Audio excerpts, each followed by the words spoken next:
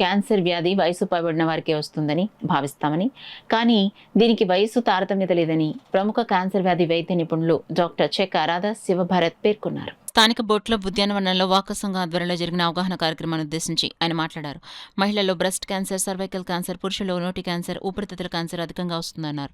మన దేశంలో క్యాన్సర్ వ్యాధిని సకాలంలో గుర్తించడం లేదని, అదే యూరోపియన్ దేశాల తొలి దశలోనే వాటిని గుర్తించి వైద్య చికిత్స పొందుతారన్నారు. క్యాన్సర్ వ్యాధిని 1-2 దశల్లో అయితే పూర్తిగా నివారించే అవకాశం ఉందన్నారు. అదే 3 దశలో అయితే 50%, 4 దశలో 20% వ్యాధిని నివారించడానికి అవకాశం ఉంటుందన్నారు. ఆకస్మికంగా చిన్న చిన్న గడ్డలొచ్చి అవి 2-3 వారాల కంటే మించి ఉంటే వైద్యులను సంప్రదించాలన్నారు. ఎక్కువ రోజులు దగ్గు ఉండటం, మలమూత్రాల్లో రక్తం పట్టడం నిర్లక్ష్యం చేయరాదన్నారు.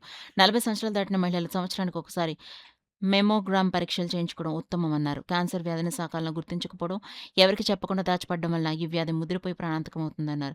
క్యాన్సర్ను తొలి దశలోనే గుర్తించడం మేలని, చివరి దశలో గుర్తించడం వల్ల ఫలితం తక్కువగా ఉంటుందని డాక్టర్ భరత్ తెలిపారు. అనంతరం మెడికవర్ ఆసుపత్రి ఆధ్వర్యంలో ఉచితంగా రక్త పరీక్షలు, బీపీ పరీక్షలు నిర్వహించారు. ఈ కార్యక్రమంలో వాకర్ సంఘ అధ్యక్షులు అడబాల రత్నప్రసాద్, కార్యదర్శి డాక్టర్ దాసరి శ్రీధర్, ప్రసాద్ నాయుడు, చింతపల్లి సుబ్బారావు, బుద్ధరాజు సత్యనారాయణ రాజు, శ్రీ వాణికుమార్ యాదవ్ తదితరులు పాల్గొన్నారు. సర్జన్ డాక్టర్ భరత్ గారు వచ్చి ఎంతో చక్కటి అవగాహన కల్పించారు.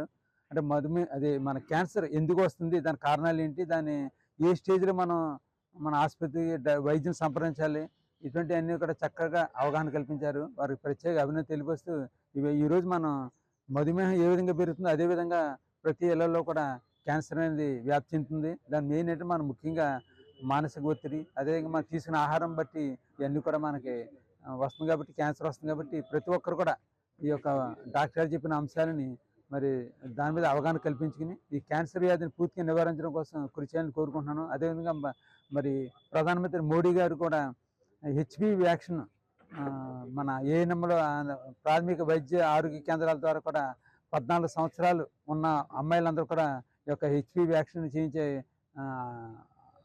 పథకాన్ని ప్రారంభించారు. అందులో ఇప్పటికే చాలామంది అమ్మాయిలు కూడా ఆ వ్యాక్సిన్ వేయించుకోవడం జరిగింది. ఇంకెవరైనా వేయించుకోవాల్సిన వాళ్ళు ఉంటే మన స్థానిక ఏఎన్ఎం సంప్రదిస్తే వారు హెచ్పివి వ్యాక్సిన్ వేస్తారు. అదేవిధంగా డాక్టర్ చెప్పినట్టుగా మనం ముందుగానే ఈ యొక్క కొన్ని వ్యాక్సిన్లు వేయించుకోవడం వలన మన ఊపిరితిత్తు వ్యాధి క్యాన్సర్ రాకుండా నివారించవచ్చు. అదేవిధంగా బ్రెస్ట్ క్యాన్సర్ రాకుండా కూడా నివారించే అవకాశం ఉంటుంది. కాబట్టి వైద్య పరీక్ష చేయించుకుంటూ ముందుగానే ఏమైనా క్యాన్సర్ డిటెక్ట్ అవుతే ఆ యొక్క పరీక్ష ద్వారా మనం పూర్తిగా నివారించే అవకాశం ఉంటుంది. కాబట్టి అందరూ కూడా డాక్టర్ చెప్పిన విషయాల్ని ఫాలో అవ్వాల్సిన సందర్భంగా కోరుకుంటూ, ఈరోజు మార్నింగ్ ఇంతమంది క్యాన్సర్ గురించి తెలుసుకోవాలని చెప్పి ఇంతమంది వచ్చి ఈ సభని ఇంత ఎంకరేజ్ చేసినందుకు థ్యాంక్ యూ సో మచ్. ఈరోజు మేము అందరం కలుసుకుని బేసిక్గా cancer early science and symptoms ఎలా ఉంటాయి, ఎర్లీగా డిటెక్ట్ చేస్తే దానివల్ల ఉపయోగాలు ఏంటి అనే దాని గురించి మాట్లాడుకున్నాము. సో ఇది మా మెడికవర్ హాస్పిటల్ స్పాన్సర్ చేసిందనమాట. సో ఏంటంటే ఎర్లీగా డిటెక్ట్ చేస్తే 100% క్యూర్ అనేది పాసిబుల్ ఉంటుంది క్యాన్సర్లో. సో ఎవరైనా ఎర్లీ సైన్స్ అండ్ సిమ్టమ్స్ ఉంటే భయపడకుండా ఆ డాక్టర్ని కన్సల్ట్ చేయాలి వెంటనే అని ప్రార్థిస్తున్నాను. ఎందుకంటే క్యాన్సర్ గడ్డ అనేది ముదిరి స్టేజ్ 3, స్టేజ్ 4 అయ్యాక క్యూర్ అనేది తగ్గిపోతుందండి. సో భయపడకుండా ఎర్లీ సైన్స్ అండ్ సిమ్టమ్స్తో డాక్టర్ని కలవటం అనేది చాలా ఇంపార్టెంట్. అండ్ మన మెడికవర్లో అన్ని ఫెసిలిటీస్ అవైలబుల్గా ఉన్నాయి.